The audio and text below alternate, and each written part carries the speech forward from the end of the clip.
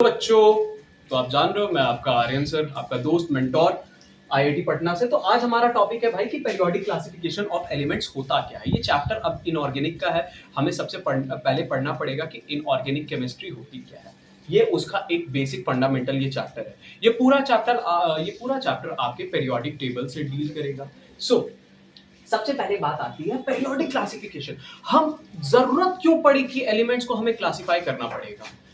जैसे आज मैं आपको बोलूं, एक आप क्लास में पढ़ रहे हो, अभी आप क्लास में जस्ट पढ़ रहे होगे, स्कूल से आए होगे, कहीं से भी आए होगे, आप क्लास से आए होगे, तो वहां पे क्या था ना, हर बच्चे का अलग अलग रोल नंबर होगा, हर बच्चे का अलग अलग वजन होगा, हर बच्चे का अलग अलग मूड भी होगा। किसी को कम गुस्सा आता है, किसी को ज्यादा गुस्सा आता है, कोई ज्यादा पढ़ता है, कोई कम पढ़ता है। ये अलग अलग उसके नेचर्स होते हैं ना।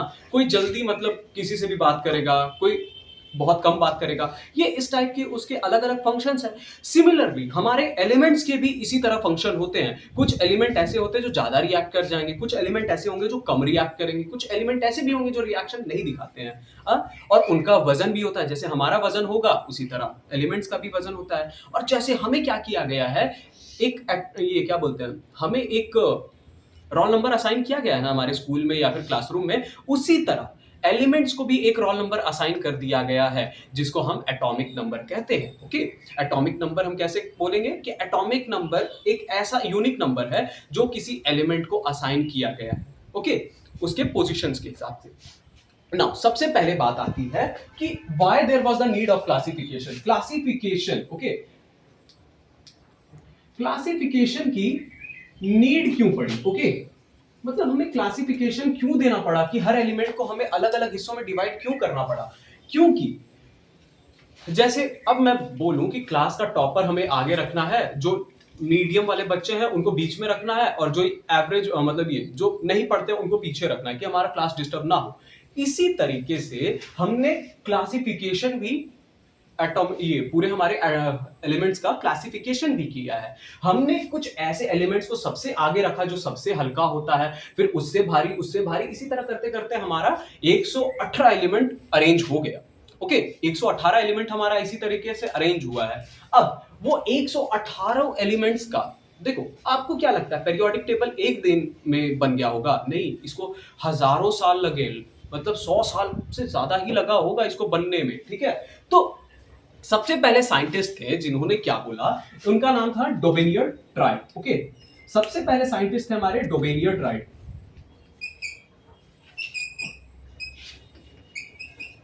डोबेनियर ट्राइड ने एक थ्योरी दी। उन्होंने थ्योरी में यह कहा था कि एलिमेंट्स को क्या है, हम 3 एलिमेंट्स का एक ग्रुप बनाएंगे, और वो 3 एलिमेंट्स कुछ इस तरीके से होने चाहिए कि उन तीनों एलिमेंट्स की प्रॉपर्टीज क्या होगी, सिमिलर होगी। ठीक है, उसमें क्या होगा, एलिमेंट्स की प्रॉपर्टी, जो एक ग्रुप में 3 एलिमेंट्स हम रखेंगे ना, उसमें एलिमेंट्स की प्रॉपर्टीज क्या होनी चाहिए, प्रॉपर्टीज हमेशा सिमिलर होनी चाहिए। ओके, फिर उन्होंने क्या कहा कि मान के चलो आपने ये 3 एलिमेंट्स लगा दिए, ठीक है, x y z, ये 3 एलिमेंट्स आपने लगा दिए हैं सिमिलर प्रॉपर्टी वाली। अब एटॉमिक मास, जो भी पहले वाले का वजन होगा और जो भी लास्ट वाले का वजन होगा, अगर हम उनका एवरेज या फिर मीन निकालेंगे। बच्चों, एवरेज और मीन दोनों एक ही चीज होता है, ऐसी कोई डरने की बात नहीं है, एवरेज और मीन सेम चीज होता है। ठीक है, अगर हम इनका पहले वाले एटम का और लास्ट वाले एटम का ये एटॉमिक मास का एवरेज निकालेंगे ना, ठीक है, इनका अगर हम एवरेज निकालेंगे तो वो जो भी आंसर आएगा, जो भी हमारा ये मास आएगा ना, वो किसके सिमिलर होगा, वो बीच वाले एलिमेंट के सिमिलर होगा, या बीच वाले एलिमेंट के आसपास होगा, या इक्वल हो जाएगा। ये इन्होंने कहा था। लेकिन सबसे बड़ी बात है, इन्होंने अच्छे खासे ट्राइड्स दे दिए। अब ये ट्राइड होता क्या, देखो ये ट्राई का मतलब ही क्या होगा, कि 3 एलिमेंट, ठीक है, 3 एलिमेंट का एक ग्रुप बनाया, उन्हीं को उन्होंने ट्राइड बोला था। ठीक है, अब याद रखना, इसमें बहुत सारे ट्राइड नहीं थे, इसमें टोटल 4 से 5 ट्राइड थे। ठीक है, 5 ट्राइड थे पूरे। पहले अल्कली मेटल्स का एक ग्रुप बनाया, फिर दूसरा अल्कलाइन अर्थ मेटल्स का एक ग्रुप बनाया, तीसरा हेलोजन का एक ग्रुप बना दिया, फिर 2 ऐसे ग्रुप है जो सिलेबस में अभी हटा दिया गया है, लेकिन पहले हुआ करता था, उसको हम अदर ग्रुप्स बोला करते थे। ठीक है, ये तो हो गया, लेकिन ये थ्योरी फेल क्यों हुई? सबसे पहली बात, अब हमको जानना है थ्योरी फेल क्यों हुई है बच्चों। ये थ्योरी इसलिए फेल हो गई क्योंकि इस थ्योरी में क्या था ना, ये इस थ्योरी में ये बोला जाता था कि एवरेज हमें मास देखना होगा। अब क्या हम किसी भी बच्चे के वजन से बता देंगे यार इसका ज्यादा वजन है ना, मतलब मान के चलो एक बच्चा है, ठीक है, एक बच्चे का नाम सोनू है, उसका वजन 50 किलो, यानी मतलब वो बहुत ज्यादा पड़ता होगा। किसी का वजन 35 किलो है तो वो कम पड़ता होगा। क्या हम वजन के हिसाब से किसी को भी क्लासिफाई कर सकते थे कि ज्यादा पढ़ने वाला कम पढ़ने वाला कौन होगा? नहीं। इसी की वजह से इनकी थ्योरी फेल कर गई, ठीक है। और एक और सिमिलैरिटी क्या थी ना, मतलब एक और कंडीशन क्या था जिसकी वजह से ये थ्योरी फेल हुई? इन्होंने ये बोल दिया था कि भैया जितने भी एलिमेंट्स अभी तक डिस्कवर्ड है ना, फ्यूचर में इससे ज्यादा एलिमेंट कभी डिस्कवर ही नहीं हो सकते हैं। तो ये तो बहुत बड़ी बात उन्होंने बोल दी। इनके समय में कितने एलिमेंट्स थे और आज के मॉडर्न पेरियोडिक टेबल में टोटल 118 एलिमेंट है। इस वजह से इनकी थ्योरी फेल कर गई।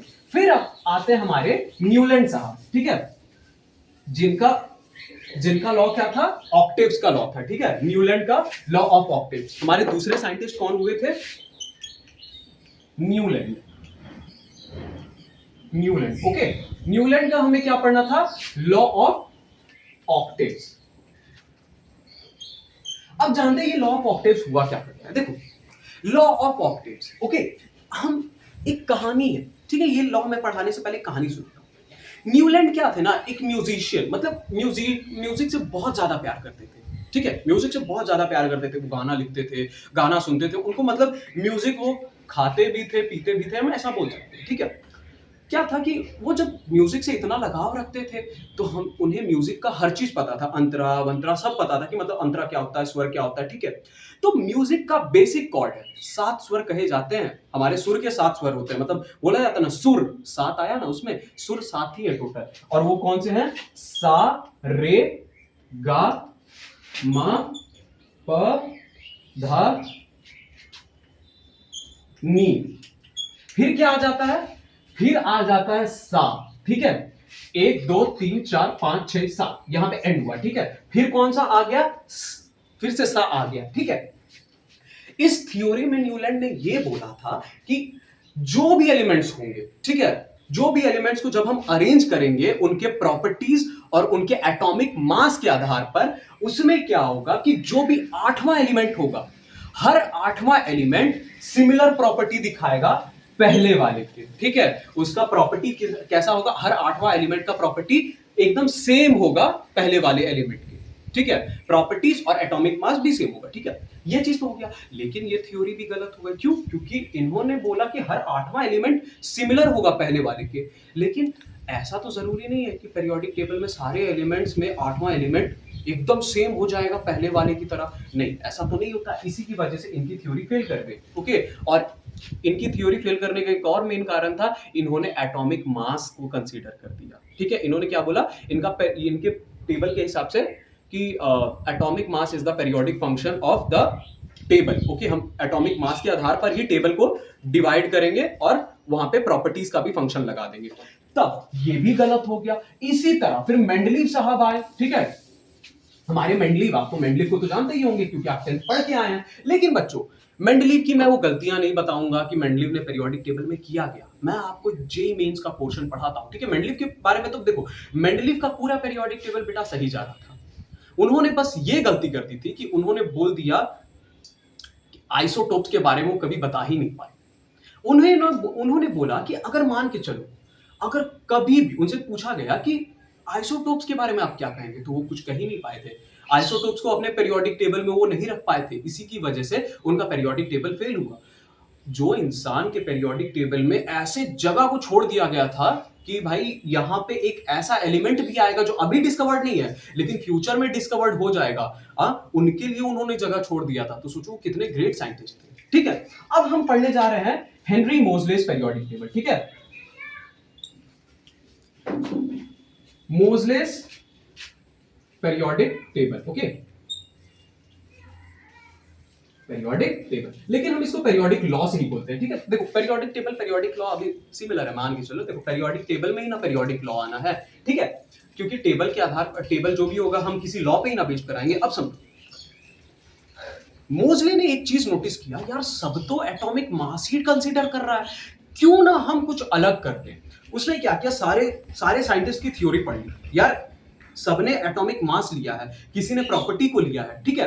अब इन्होंने क्या किया, इन्होंने जस्ट एक चीज नोटिस किया, यार मेंडलीव ने गलती ये की है, एटॉमिक मास की जगह पर उसने बोला था कि एटॉमिक नंबर लेंगे, ठीक है। बाकी सारे साइंटिस्ट ने क्या किया, एटॉमिक मास को लेकर चले वो, ठीक है। मेंडलीव थोड़ा सा गलत हुआ, तो उन्होंने क्या किया कि इन्होंने एक एक्सपेरिमेंट किया, ठीक है। इन्होंने एक ऐसा एक्सपेरिमेंट किया जिसको इलेक्ट्रॉन बम्बार्डिंग एक्सपेरिमेंट कहते हैं, ठीक है। इन्होंने एक्सपेरिमेंट में किया क्या था, इलेक्ट्रॉन की बम्बार्डिंग करवा दी थी एक मेटल शीट, ओके। इन्होंने क्या किया कि एक मेटल की शीट ली, ठीक है, एक मेटल की पतली सी शीट ली, ठीक है, यह है मेटल शीट। उसमें इस मेटल शीट का उन्होंने नाम क्या रखा, इस मेटल शीट का उसने नाम रखा टारगेट, ओके। उस मेटल शीट का नाम उन्होंने क्या रखा, टारगेट। अब क्या किया इसने, इलेक्ट्रॉन लाया, ठीक है, इलेक्ट्रॉन की बम्बार्डिंग करा दी इस मेटल शीट पे। देखो बम्बार्डिंग का मतलब क्या होता है ना, किसी चीज का मतलब कोई भी चीज एकदम तेजी से जाकर टकरा रही है किसी अदर चीज पे, ठीक है। इसने क्या किया, इलेक्ट्रॉन की बम्बार्डिंग जैसे ही कराई, एकदम तेजी से, जैसे ही टकराया ना, जैसे ही इलेक्ट्रॉन इस मेटल शीट पे टकराया, वहां से एक फ्रीक्वेंसी बोल रहा हूं, वहां से एक रे निकला, ठीक है। और यही रे को हम क्या बोलते हैं, एक्सरे, ठीक है। यही रेस को क्या बोलते हैं, एक्सरे। जब एक्सरे निकला तो हेनरी मोजले ने क्या किया, इस एक्सरे की स्टडी की, ठीक है, इस एक्सरे की स्टडी की, और उन्हें फ्रीक्वेंसी के बारे में पता चला, ठीक है। उन्होंने फ्रीक्वेंसी की इसमें स्टडी की, ठीक है, फ्रीक्वेंसी की स्टडी की इसमें, और उन्होंने ये पता लगाया कि, अब याद रखना ये मेन है, यहां से उन्होंने ये पता लगाया कि रूट ऑफ फ्रीक्वेंसी किसके डायरेक्टली प्रोपोर्शनल है, हमारे एटॉमिक नंबर के, ठीक है, जेड के प्रोपोर्शनल है, और जेड को ही हम बोलते हैं एटॉमिक नंबर। रूट फ्रीक्वेंसी यानी मतलब इन्होंने बोला है ना, जैसे जैसे फ्रीक्वेंसी किसी भी एलिमेंट की बढ़ते जाएगी ना, उस तरह एलिमेंट का नंबर भी बड़ा होते जाएगा। अगर हल्का एलिमेंट है तो उसकी फ्रीक्वेंसी कम होगी, भारी जैसे धीरे धीरे बढ़ते जाएगा ना एलिमेंट, उसकी फ्रीक्वेंसी भी क्या होगी, बढ़ते जाएगी, ठीक है। ये बेसिक था, यहां तक बच्चों I hope you understand very well, यहां तक आप अच्छे से समझ चुके होंगे बेटा, ओके। आज के लिए इतना ठीक है, बाय बाय, ठीक है।